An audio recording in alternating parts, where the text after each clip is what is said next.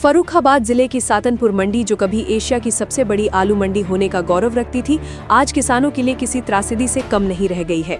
विडंबना देखिए कि जिस जिले से पूरे देश की मंडियों के भाव तय होते हैं, उसी जिले का अन्नदाता आज अपनी ही फसल के लिए खून के आंसू रो रहा है।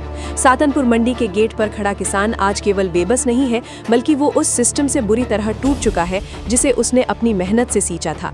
हाड़ कंपा देने वाली ठंड और चिलचिलाती धूप में साल भर पसीना बहाने वाला किसान आज मंडी के भीतर दर दर की ठोकरें खा रहा है। स्थिति इतनी भयावह हो चुकी है कि कई किसान अपनी फसल की दुर्गति और कौड़ियों के दाम सुनकर मंडी परिसर में ही बेहोश हो रहे हैं। उनकी आंखों के सामने उनकी साल भर की पूंजी मिट्टी में मिल रही है, लेकिन प्रशासन और जिले के कद्दावर नेताओं के कानों पर जूं तक नहीं रेंग रही। ये बेहद शर्मनाक है कि सत्ताधारी दल के सांसद और विधायक होने के बावजूद फर्रुखाबाद का किसान अनाथ महसूस कर रहा है। आखिर ये माननीय कर क्या रहे हैं? क्या सत्ता की चकाचौंध ने उन्हें अपने ही क्षेत्र के अन्नदाता की सिसकियां सुनने से महरूम कर दिया है? आज किसान का धैर्य जवाब दे चुका है। घंटों और दिनों तक मंडी में इंतजार करने के बाद जब उसकी ट्रॉली का कोई खरीदार नहीं मिलता, तो वो मजबूर होकर अपनी भरी हुई ट्रॉली वापस घर ले जाने को तैयार है। लेकिन ये वापसी शांतिपूर्ण नहीं, बल्कि गहरे आक्रोश से भरी है।